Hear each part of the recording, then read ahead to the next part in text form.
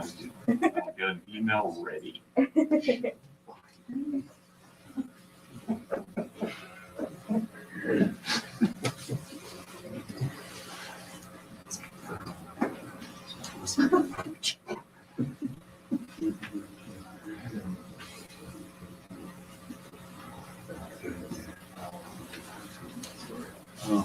He would puke if that's hilarious. Oh, yes, he would. Shut up, this is shut up. You met Obama.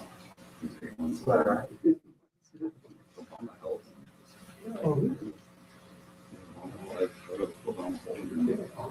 Oh, I told the first lady I said I'll pick him up on Tuesday.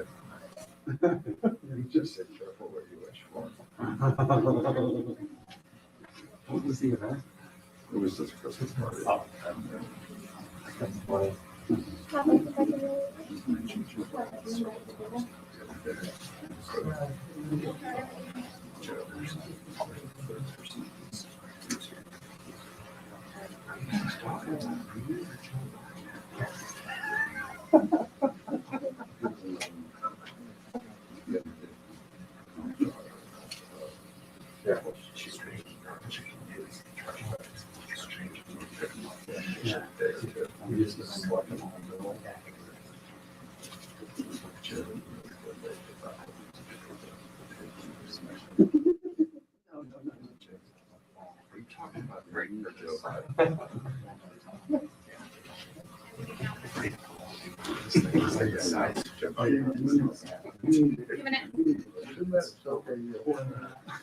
Hey guys, it's Peter at the Pentagon. 2-minute warning to President Biden. In the briefing room. 2-minute warning, President Biden. Thanks. Yeah,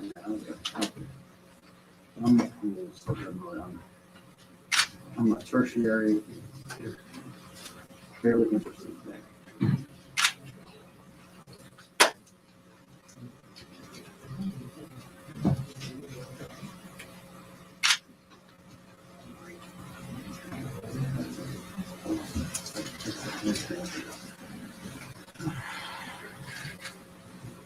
That's him, there he is.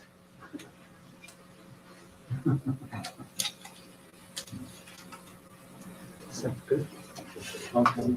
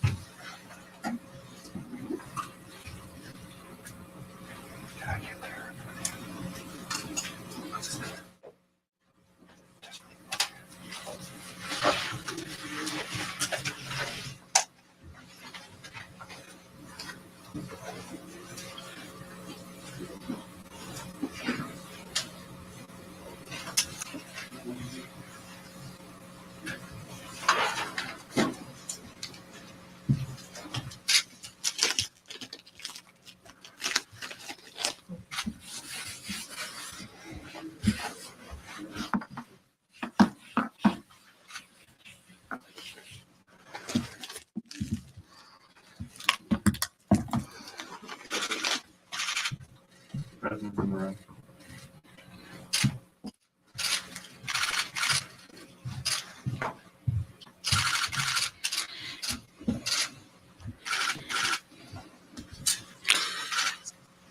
Well, good afternoon. It is a tremendous privilege to welcome President Biden and Vice President Harris to the Department of Defense. Their visit to the Pentagon shows the importance that they place on our national security, and importantly, the deep value that they place in the men and women of our department. You know, I've had the privilege of working closely with President Biden to tackle tough issues under intense and often high-pressure situations. And I know firsthand his commitment to defending our nation and his steadfast support of the men and women that he now leads as our commander-in-chief. He knows well the necessity of making tough choices with regard to our scarce resources and the importance of revitalizing our alliances and our partnerships. And he knows we in this department will always be ready to fight and win should he call upon us. But he also believes that his first call should be to our diplomats, with us in full support. And when the president talks about leading from a position of strength, this is what he means. The strength that comes from teamwork and cooperation, and from defense and diplomacy, working together with agency partners and allies big and small. And that's how he is marshaling our government's response to the COVID-19 pandemic. And it's how he started to take on some of the most challenging threats we face around the world. Mr. President, thank you for visiting us today and for the trust and confidence that you've placed in us. We will do all we can to make sure that you and Vice President Harris are always leading from that position of strength. And Madam Vice President, I know that you share the President's vision and that you believe strongly in the work that we do to defend our nation. In your lifetime of support to the American people and your outstanding and outspoken support of service members, especially our veterans, gives me great confidence that you will fight to make sure that our military remains the strongest and the most capable fighting force on the planet. And so we're grateful for your support, and I look forward to working with you to tackle our country's most pressing security challenges in the year ahead. Mr. President and Madam Vice President, thanks again for honoring us with your visit. And so now, ladies and gentlemen, it's my pleasure to introduce the Vice President of the United States, Kamala Harris.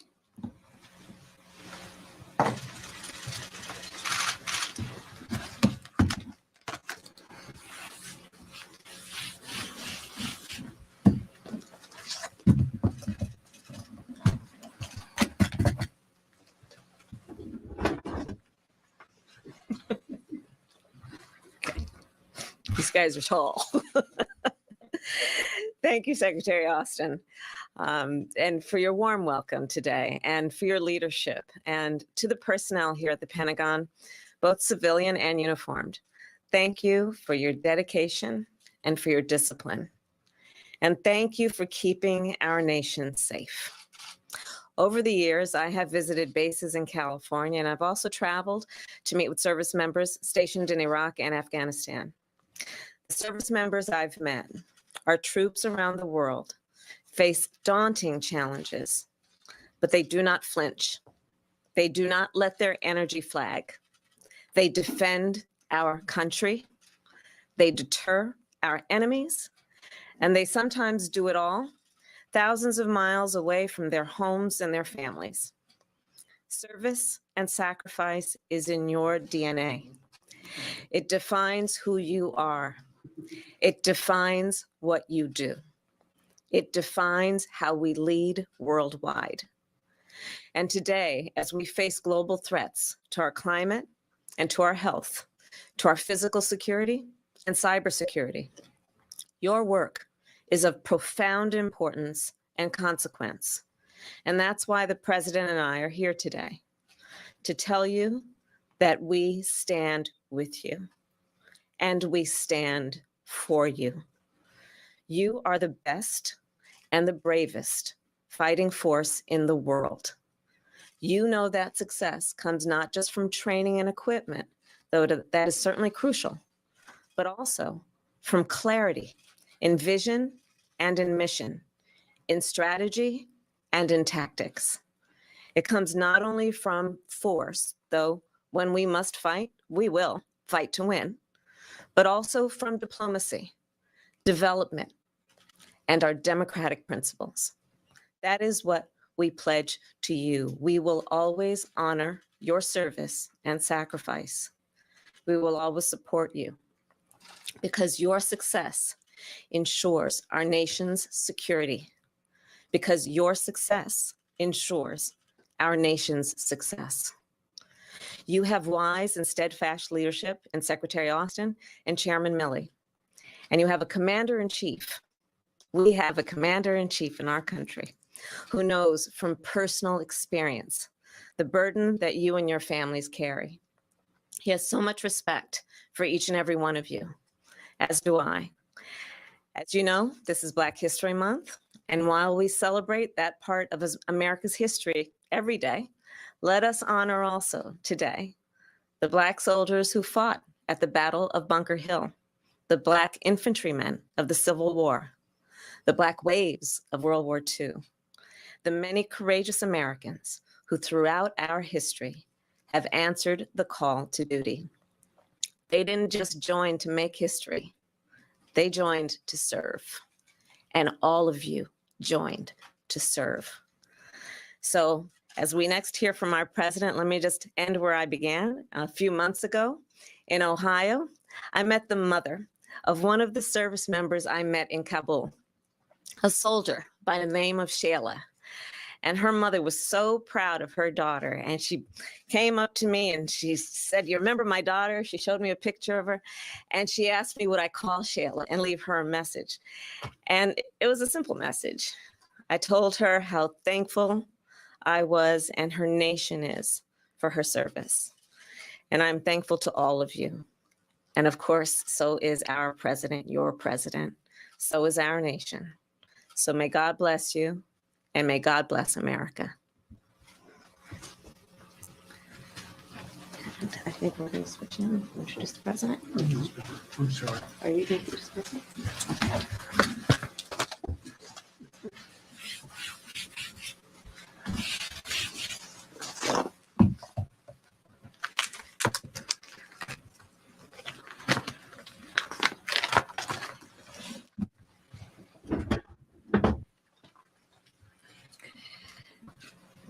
Well, thank you, Madam Vice President. Now, if I may, just a few more words before the president takes the podium. And these words are about family. As most of you know, I had the privilege of serving with his son, Bo, in Iraq, when Bo was a captain with the Delaware National Guard. And Bo was an absolutely outstanding officer and a good man. And, you know, I knew that pretty much the moment that I met him, a good man. Now, Captain Biden's colleagues admired him, and they looked up to him, and he looked after them. And that dedication lives on in his parents. You know, even before her first day at the White House, our First Lady, Jill Biden, announced that she would relaunch Joining Forces. And as you know, that's a public-private initiative to support service members, veterans, and their families. And just last week, Dr. Biden and Dr. Fauci participated in a town hall with Blue Star families addressing their concerns about COVID vaccines. And so the Biden family knows what service to country feels like. They understand sacrifice, and they know how to look after those who look up to them for leadership. As the commander-in-chief, I know that President Biden will always ask the tough questions about what we're doing to keep Americans safe. And equally important, what leaders are doing to take care of the men and women charged with this profound responsibility. We are very fortunate to have him here with us today, and we are enormously grateful for his leadership. And so, ladies and gentlemen, it is my great honor to introduce to you our Commander-in-Chief, President Joe Biden.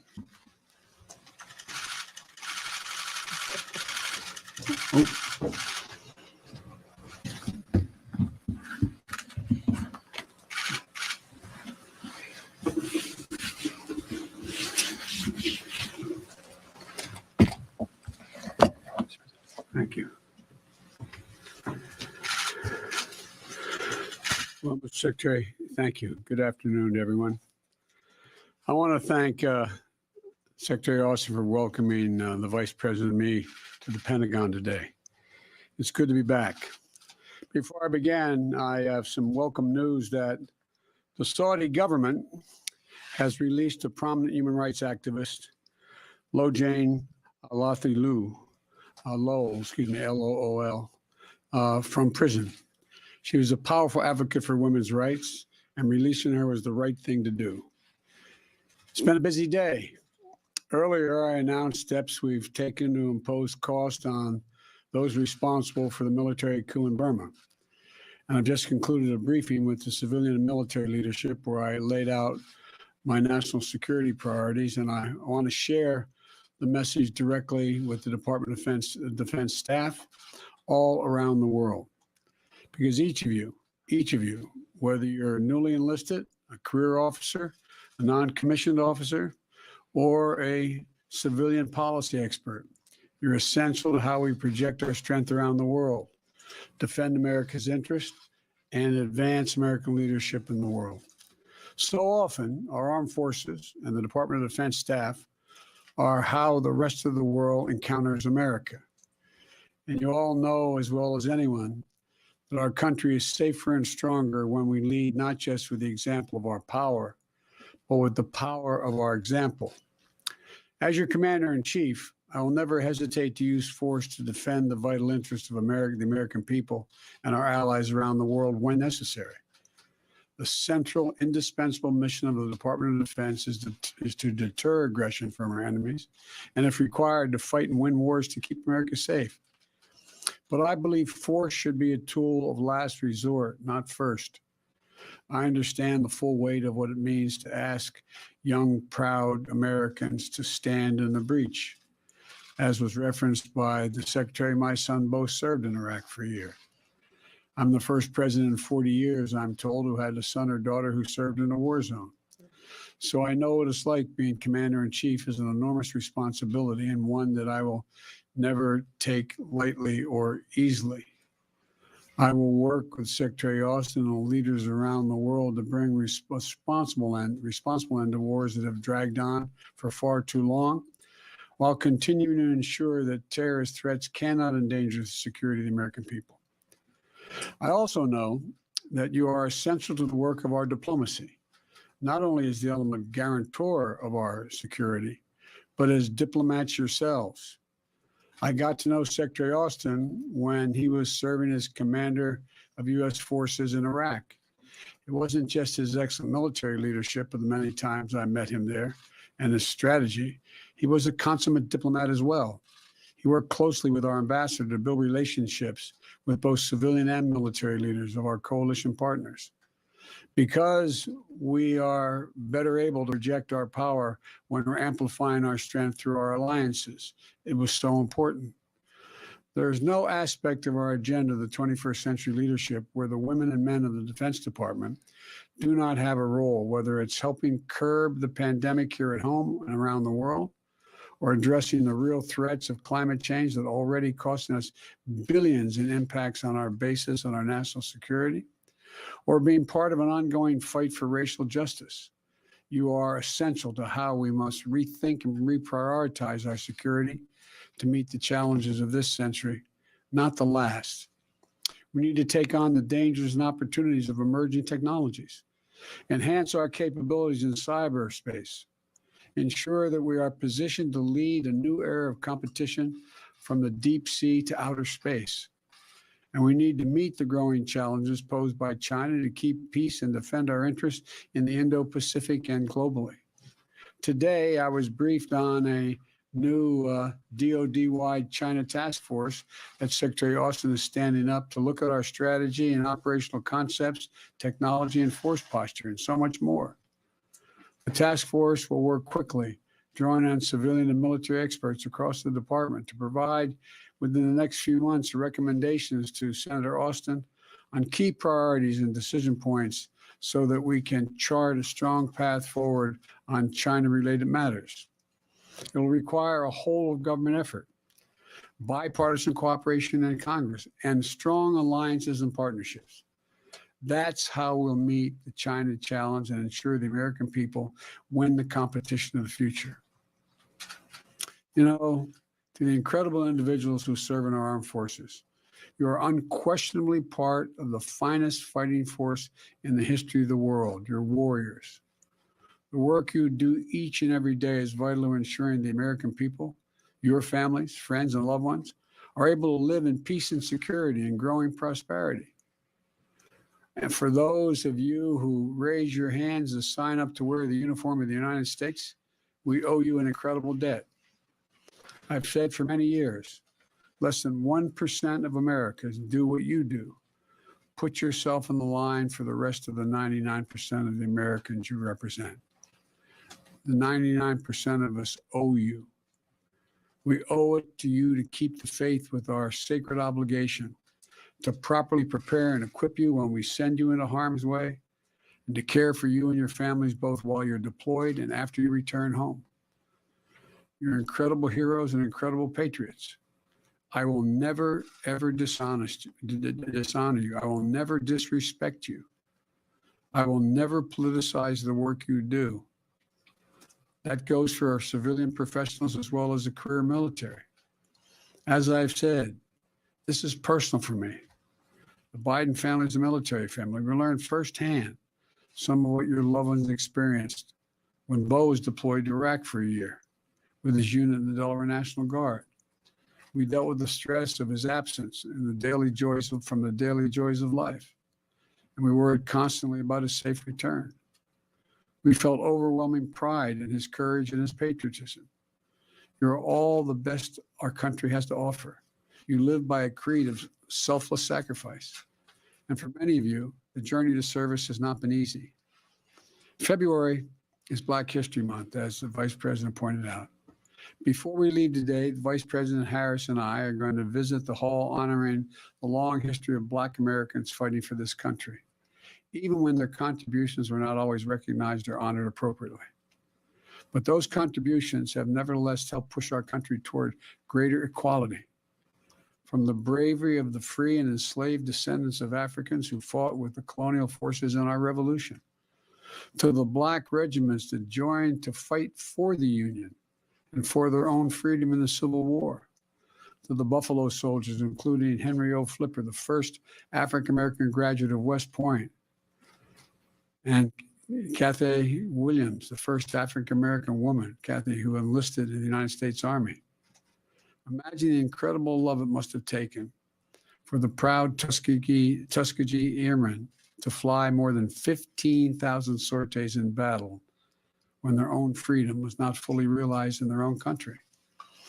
Imagine the determination of Roscoe Robinson, who started at West Point 1 year before Harry Truman issued the order to officially desegregate the armed forces, and arose to become the first African-American four-star general. Imagine the bravery of the 22 African-Americans awarded the Medal of Honor for their service in the Vietnam War while struggling for civil rights at home was continuing. It's all part of a long history of barrier-breaking service. Right now, more than 40% of our active duty forces are people of color. And it's long past time that the full diversity and full strength of our forces reflected at every level in this department, including our Secretary of Defense. This organization thrives and succeeds because of our people. So the final point I'd like to make today is to give you my personal commitment that this administration, from myself and the Vice President Harris to Secretary Austin on down, is dedicated to ensuring that every single person is treated with dignity and respect. That's why we moved so quickly to overturn the discriminatory ban on transgender service, and why General Austin's first memo was a directive to take a sexual assault in the military seriously. Every single person, no matter their gender identity, sexual orientation, race, or religious background, deserves to feel safe in the ranks and to have their contributions valued. It's on all of us to stand up, to speak out when you see someone being abused. This is an organization that has defeated American enemies on land, sea, and air, and been defined by the way we treat others. So I know this is not beyond us. Not if each of us makes this a priority as well. So thank you for welcoming us, Secretary Austin. It's good to be back in the Pentagon. I wish I could meet more of you in person today, but I look forward to spending more time with you and all the places you serve around the world. I know this is the honor of my lifetime. The honor of my lifetime is to serve as your commander-in-chief. Well, thank you for what you do for this country. May God bless you and protect you, and may God protect our troops deployed around the world. Every single one of you. Thank you, thank you, thank you. All right. Mr. President, any interest in punishing China for not being truthful about COVID last year? And the story now, the WHO is saying COVID came from an animal.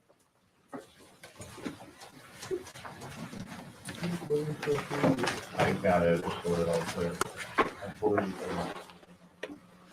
That's what I heard. I'm